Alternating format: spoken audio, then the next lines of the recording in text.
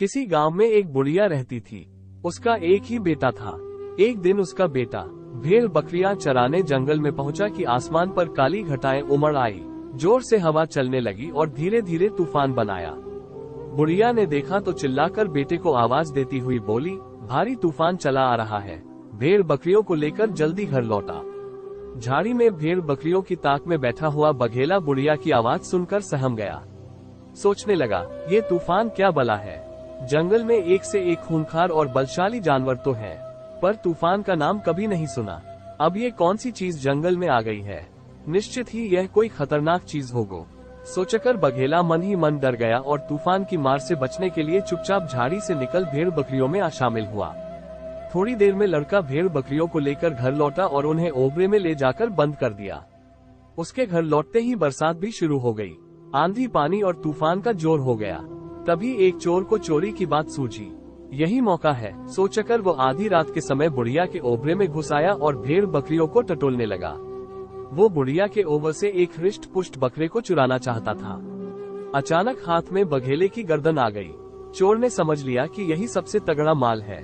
चुपके से उसकी गर्दन में रस्सी डाल दी और बाहर खींच लाया। बघेले को लगा कि अब उसकी खैर नहीं। तूफान ने यहाँ भी पीछा नहीं छोड़ा।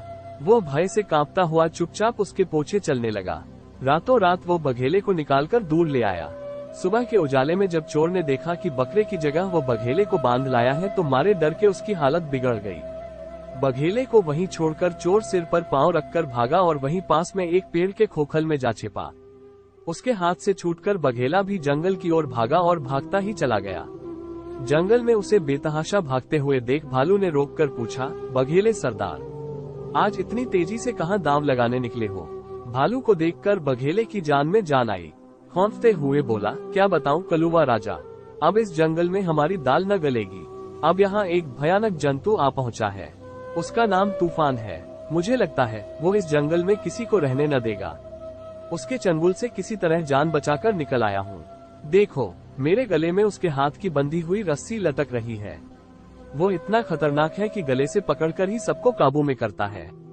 बघेले की बात सुनकर भालू अपने दोनों पंजे उठाकर खड़ा हो गया। क्या कहा, हमसे अधिक बलवान इस जंगल में शेर को छोड़कर और कौन हो सकता है। अभी साथ चलकर मुझे दिखा उस दुष्ट को अपने एक ही पंजे से उसकी सूरत न बिगाड़ दी तो कहना। भालू को साथ लेकर बघेला उस ओर चला जहां तूफान के चंगुल से छूटकर वो भाग निकला था। तूफान की बहुत तलाश की, लेकिन उन्हें कहीं कुछ न दिखाई दिया।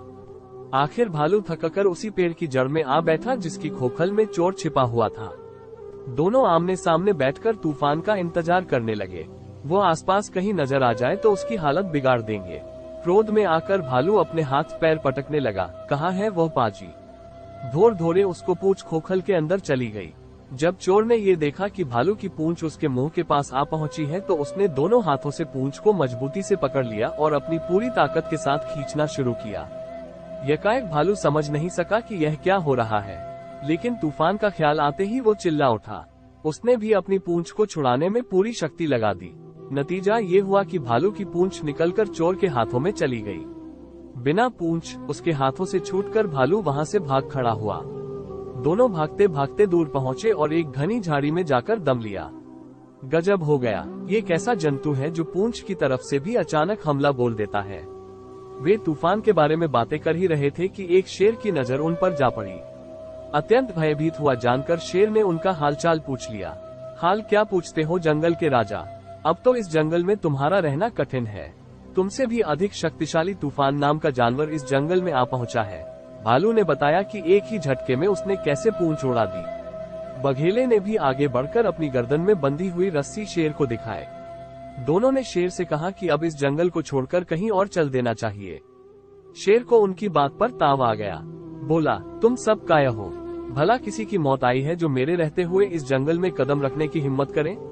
अभी चलकर मुझे दिखाओ कि कैसा है वो तूफान। एक ही झपट्टे में चीर फाड़कर उसका काम तमाम न किया तो मेरा नाम भी शेर नहीं। तीनों मिलकर उस ओर चले जहां तूफान ने भालू की पूंछ उखाड़ी थी। उन्होंने घनी झाड़ियों और अंधेरे झुरमुटों में तूफान की तलाश की, लेकिन वहां कुछ भी नजर न आया।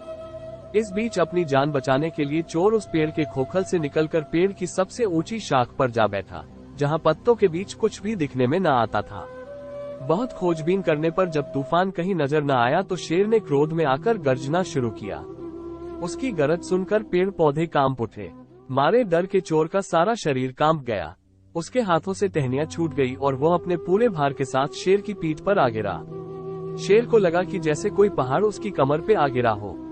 यकायक अपने ऊपर तूफान का हमला हुआ समझ वो उछल कर भागा। चोर को भी एक ही रास्ता दिखाई दिया।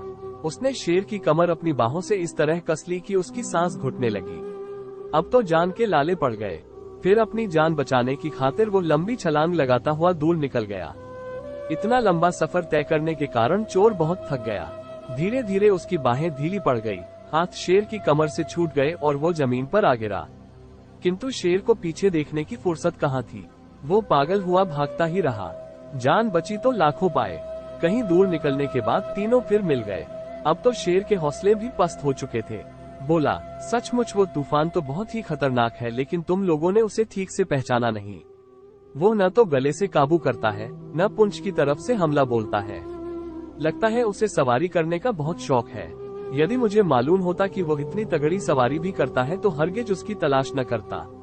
इसलिए अब हमें इस जंगल को छोड़कर कहीं चल देना चाहिए, कहकर तीनों ने उस जंगल से विदा ले ली। आपको ये कहानी कैसी लगी नीचे कमेंट करके हमें जरूर बताइएगा। अगर आपको ये कहानी पसंद आई हो तो अपने दोस्तों के साथ जरूर शेयर करें और ऐसी ही प्यारी कहानियाँ सुनने के लिए हमारे YouTube चैनल से जुड़े।